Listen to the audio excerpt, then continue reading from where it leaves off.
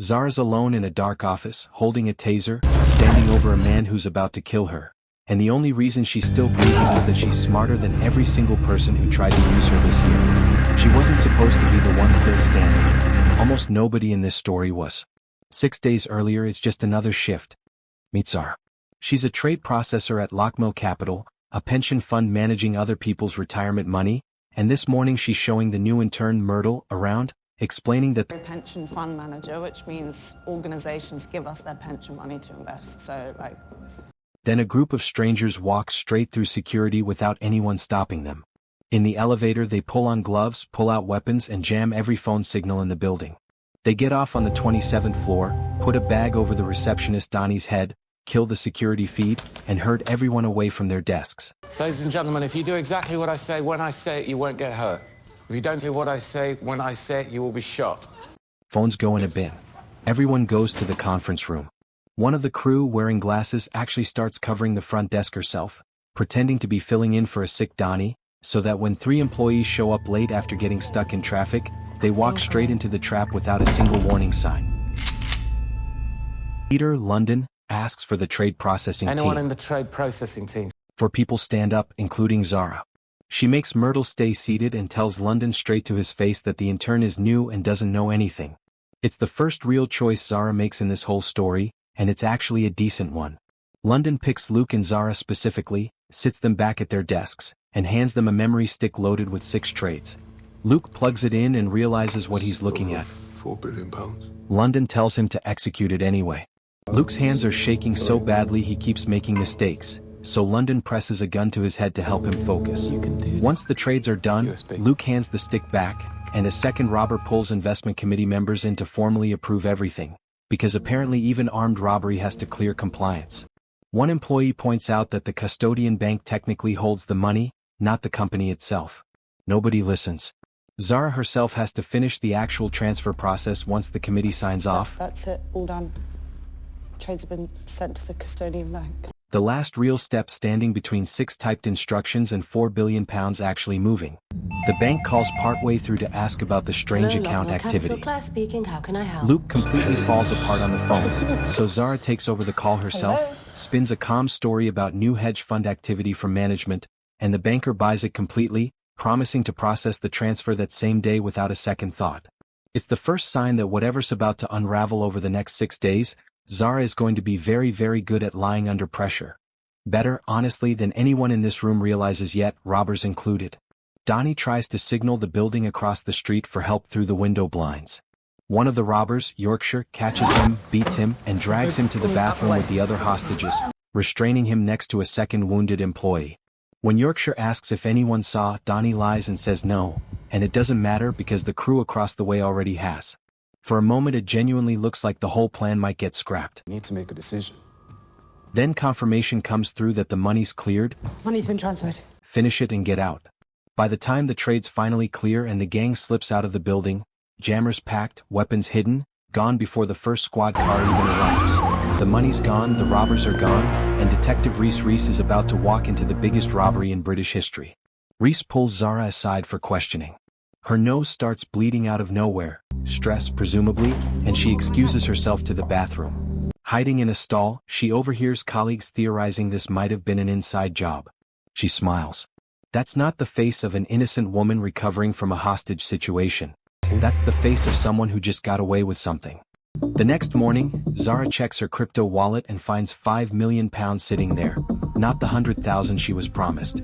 She transfers it to a cold wallet on a hard drive, seals it in a plastic bag and hides it behind her fridge. At the office, surrounded by reporters, a colleague named Wayne mentions some journalists offered him $5,000 for office photos and a bit of gossip, which nobody seems particularly tempted to turn down given the circumstances. She pulls Luke aside to tell him about the payout. He's stunned.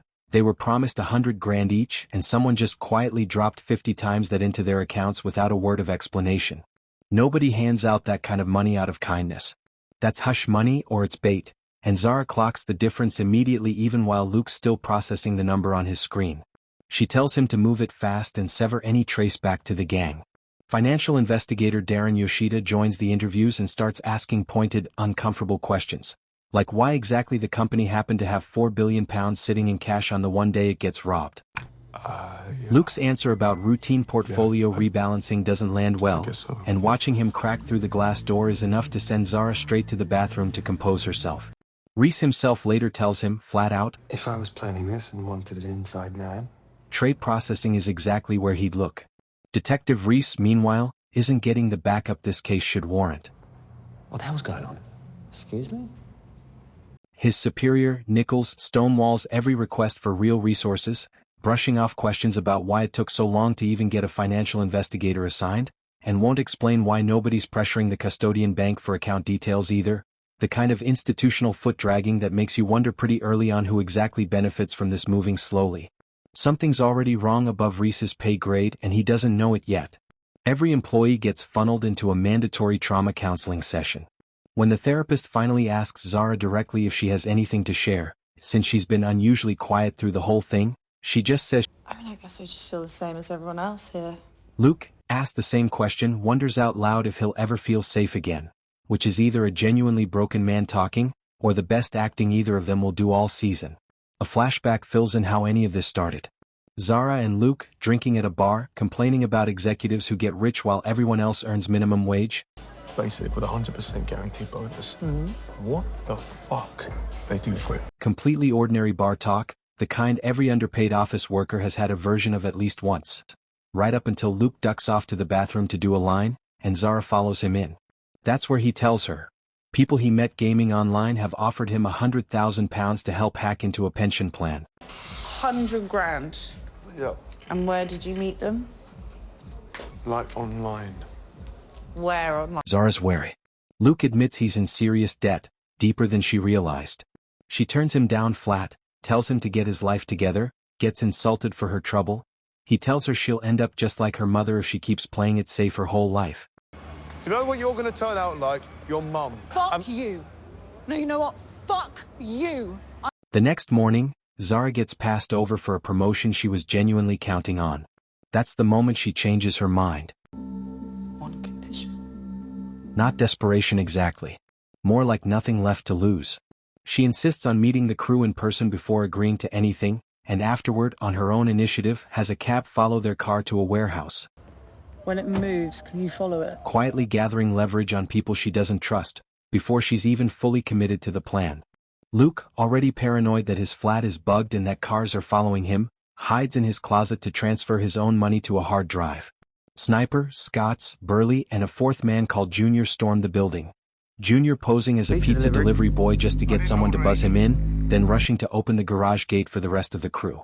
Luke stabs Burley with a screwdriver and runs, only to be caught, punched, and sedated in the lobby anyway, while Zara, arriving just in time to see all of it through the elevator doors, has to hide behind a car and watch helplessly as they drag him into a van, picking up the empty sedative vial off the ground once they're gone.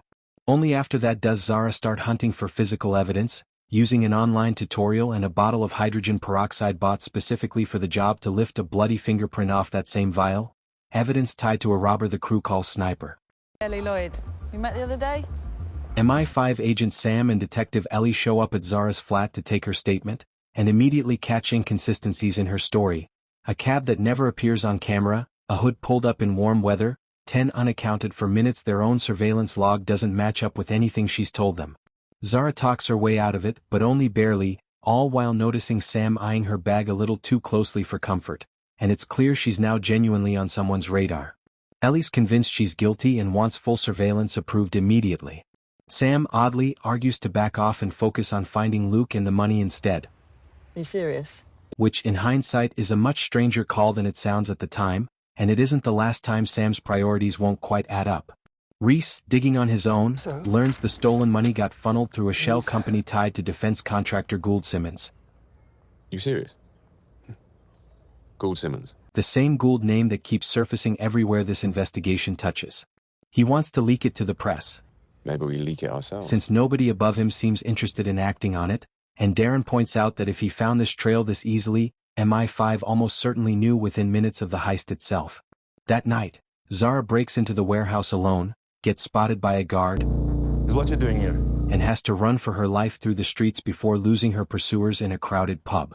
It's reckless, and it works, and it's also the moment she and Reese finally stop circling each other and start actually working together. At a hotel room she's rented under a fake name, she hands him the fingerprint evidence directly.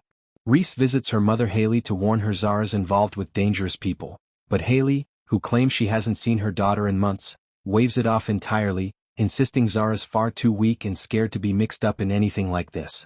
She's wrong on every count. Reese runs the fingerprint quietly off the books. Through a scientist he convinces to skip the paperwork entirely and just tell him the result face to face, while juggling a debt problem of his own that's about to become very relevant. A loan shark named Matt giving him 6 days to pay up or get sold off to worse people.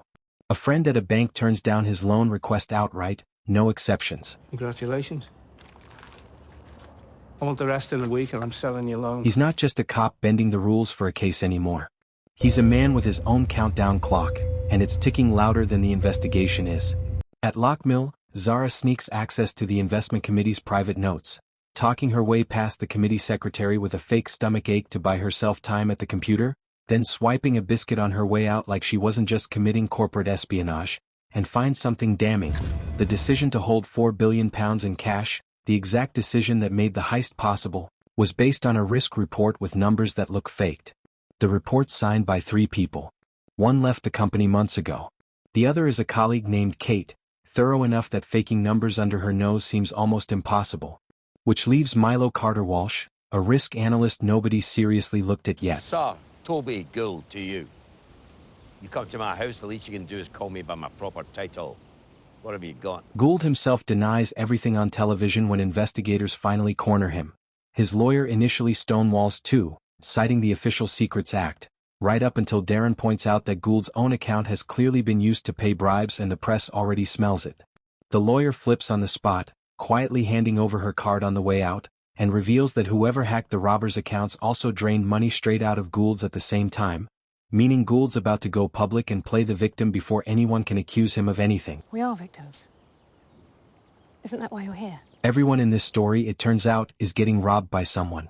Then MI5 agents corner Zara at lunch, dead serious, telling her flatly The man sitting to your right has got a syringe in his left that she's surrounded and one of them is carrying a syringe that can kill her in 10 minutes and pass for a heart attack. She strikes her own deal anyway, walking a tightrope even the professionals around her would blink at. Zara, how about we go for a walk? Immunity isn't on the table, but a new identity is, in exchange for the name at the top of this whole operation once she finds it. Reese, meanwhile, stops at an ATM at one point and Zara clocks that his balance is down to about £200. A small, quiet detail that says more about how deep his debt actually runs than anything he's told her directly. I need to talk to you about something. Back at the office, a colleague named Wayne catches Zara misusing risk modeling software and unknowingly hands her the final piece. You've been running risk modeling software. The access log proves it was Milo faking the numbers all along, not Kate. Confronted, Milo folds completely. He was recruited by the robbers. He recruited Luke. He was paid £20 million, 4 times what Zara and Luke got for the same crime. Just fucking admit it. It was you. You organized it all. You set it up and then you... And then the truly ugly part. Milo and Luke both knew about the heist in advance and never told her because they knew she'd say no. Why did you get me involved? It wasn't us. The crew wanted a third, lower-level employee to take the fall, and out of every profile Milo handed them, they picked Zara specifically, the office's biggest mess, no family, drinks too much on weekends, the perfect person to disappear and have it written off as suicide. Zara smashes a vase on her way out of that conversation, and honestly, fair enough. In exchange for her silence about his own involvement, Milo hands over one last thing before she leaves. A burner phone number he was given for emergencies, cleaned of his own fingerprints first, in case it's the one loose thread that finally leads back to whoever's actually running this. Elsewhere, Reese and Ellie track down Sniper's own daughter at a care home, hoping for a lead nobody else has thought to chase. She hasn't spoken to her father in months and clearly wants nothing to do with any of this, but hands over her call history anyway, and it leads the detectives to a SIM card sold in the exact area where a burned-out car later turns up. A car whose last recorded trip, once Reese pulls the street camera footage, traces straight back to a farmhouse in the middle of nowhere. Sniper, having lost patience with the entire operation, kills Junior outright and drags Luke out of that same farmhouse. Reese gets suspended the same day, Sam finds out about his relationship with Zara through an anonymous tip and reports it straight to Nichols. And just like that, his career is over before this case is even close to solved. Furious and humiliated, Reese lashes out at Zara when she offers him her cold wallet to cover his debt. I wanted to give you some. What? Insisting money means nothing now that his entire career is gone and there's nothing left worth buying back. He kicks her out, and this time she doesn't argue. Zara goes to Haley's house one more time, hoping to actually reconcile after months of distance, only to discover her mother's already found the hidden hard drive and had someone attempt to hack it, wiping the balance to zero and corrupting it completely in the process. Fuck. What is it? What did you do to it? Haley wants money and doesn't believe a word of Zara's explanation. No. Otherwise, let me try the cable. Zara finally snaps, shoves her own mother to the ground, smashes the ruined drive, and walks off in tears. It's only a few blocks later that the show reveals the twist. She'd swapped the drives days earlier, quietly, without telling anyone. The real money was never in that house to begin with. That same night, Zara walks into her own apartment and finds Sniper waiting with a gun, Luke tied to a chair. Threatened with Luke's life, she makes a desperate offer. I've got a deal. She has $5 million, but Milo has 20. Take her to Milo instead. At Milo's house, things go wrong fast. Milo tries to pepper spray his way out of handing over his wallet codes. Sniper stabs him to death instead. Luke, the only one who actually knows where Milo hid the real codes, inside the base of a trophy back at the office, becomes the last thing standing between Sniper and the money. No need for you to. Reese, waiting outside Lochmill for Darren, watches in horror as Sniper marches Luke and Zara into the building and immediately calls it in. Inside, Sniper kills a security guard without hesitation, snapping his neck in the lobby before they even reach the elevator. Luke retrieves the codes from the trophy but knocks Sniper out rather than hand him over, grabs both wallets and tries to reach a working phone line, only for Reese mistaking him for a threat in the dark to knock him out cold instead. Luke? What follows is total chaos. Sniper wakes up, disarms Zara and turns his gun on her, until Reese draws his attention and takes a bullet wound for her instead. Sniper strangles one of his own crew, Scots, from behind just to steal his gun, then guns down London and another crew member in the corridor when the money finally comes down to his left. By the time it's over, most of the original crew is dead, and Sniper's the only one still moving, injecting himself with something to numb whatever pain is left before he keeps hunting. With Reese down and bleeding, Zara grabs his taser. He tells her the money isn't worth her life. She doesn't care anymore. This whole nightmare doesn't get to be pointless. She hunts Sniper through the darkened office, gets knocked down once and finally tases him down for good, holding the charge until it kills him. The official story afterward is a gas leak, with Milo quietly blamed and presumed to have taken his own life. The police have confirmed that Lochmill employee Milo Carter Walsh, who took his own life last week, is now the main suspect. The press moves on to a bigger scandal entirely. 32 public figures, including names tied to the Chancellor's own family trust, exposed for hidden offshore accounts in the same tax havens the stolen money passed through. Zara and Luke hand their wallets to MI5 and walk away from Lochmill for good. Reese, jobless and drowning, ends up back at online poker. Zara visits anyway, mentions something Sniper said to her about him during the standoff, and Reese brushes it off entirely.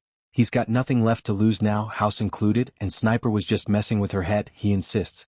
The second she leaves, he's back at the case files anyway because apparently neither of them knows how to actually stop. At Lochmill, clearing out her desk, Zara learns from Myrtle that the company got every penny back. Well, money's been returned. 4 billion, all of it. On her way out, she runs into Reese, who says he's finally figured out who did this. He leads her to another office, where Darren Yoshida is waiting, the financial investigator who'd been sitting inside this case from day one, revealed as the actual mastermind behind the whole operation. A former financier disillusioned with the entire wealth system, who orchestrated all of it specifically to expose how the rich actually move and hide their money, and it's working. Dozens of accounts are already under investigation because of him. Zara points out that Watch people die. I didn't want that, okay? It was meant to be victimless. Darren insists that was never the plan. Luke was only ever supposed to be kidnapped and Sniper was only ever supposed to be killed. Small comfort to everyone else who didn't make it. He gives them the full speech about how broken the system is, calls Reese naive for thinking any of it can be fixed legally, and though he's already returned every pound of the pension money, he's still sitting on what he pulled from Gould, and offers it to both of them to walk away and stay quiet for good. They turn it down. Reese spends about 30 seconds regretting it, given he just lost his house over this exact kind of money. But then Zara reveals the one thing she never told anyone through everything: the kidnappings, the betrayals, the bodies, her own mother's betrayal included. She hid Milo's £20 million wallet inside that trophy from the very start, and the only wallets that ever went to MI5 were hers and Luke's. 6 days ago she was an ordinary trade processor protecting an intern from a gun to the head. Now she's walking away with more money than nearly everyone else in this story combined, and nobody who's still alive even knows it exists. Here's the question that stuck with me after this one. Nearly everyone in this story, Luke, Milo, Reese, even Zara herself, gets used by somebody they trusted at some point across these 6 days. Yet Zara's the only one who comes out the other side with money nobody else knows about. Is that survival instinct, or is she just better at doing to everyone else exactly what got done to her? Drop your take in the comments because I genuinely keep going back and forth on it. And if you want another story about ordinary people getting in way over their heads with money that isn't theirs to begin with, that next one's already sitting right there on your screen waiting for you.